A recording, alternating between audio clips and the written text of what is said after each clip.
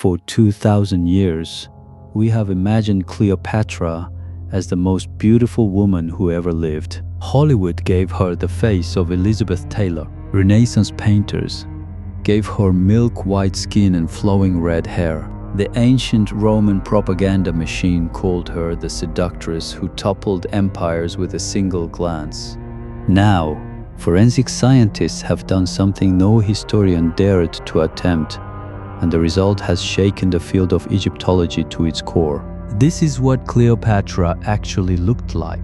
Cleopatra, the seventh Philopator, ruled Egypt for 21 years, from 51 BC until her death in 30 BC. She was the last active ruler of the Ptolemaic Dynasty, a Greek family that had governed Egypt for nearly 300 years. Since the death of Alexander the Great, she spoke 9 languages, including Egyptian, the first Ptolemaic ruler to bother learning the language of her subjects. She seduced both Julius Caesar and Mark Antony, and when Rome closed in around her, she chose death by her own hand rather than parade in chains through the streets of her enemy.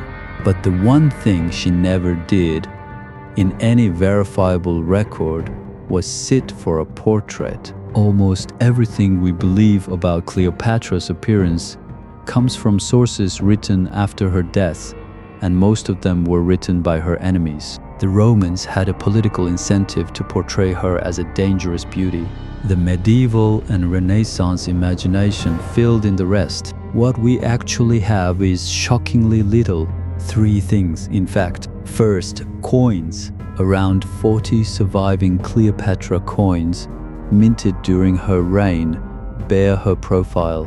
Second, a small number of carved busts, only a handful of which historians agree are genuine likenesses. Third, descriptions from Greek and Roman writers who actually saw her or spoke to people who did. And what those 3 sources show is nothing like the Hollywood version. The coin portraits, which Cleopatra herself approved before minting, show a woman with a long, hooked nose, a strong, almost masculine jaw, thin lips, a prominent forehead, hair pulled back in a tight Greek-style bun. By modern Western beauty standards, she was not conventionally beautiful at all. For a long time, scholars assumed the coins were unflattering propaganda that the real Cleopatra must have been gentler featured. The Romans simply lied.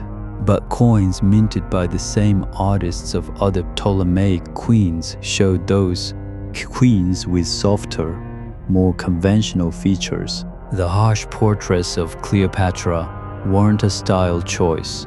They were the choice she made. She wanted to look like a serious, strong ruler, not a pretty consort. In the 2020, forensic anthropologists combined the coin profiles, the verified busts, and contemporary descriptions. Hit from writers like Plutarch, who specifically wrote that Cleopatra's beauty was not what was striking about her. Her beauty, Plutarch wrote, was not in itself incomparable. What was irresistible was her presence, her voice, and the sweetness of her conversation. The Reconstruction shows a woman who looked far more North African and Greek than the alabaster Hollywood Cleopatra. Olive skin, sharp features, dark, tightly curled hair, likely a mix of Macedonian Greek and Egyptian heritage, since the Ptolemies practiced sibling marriage.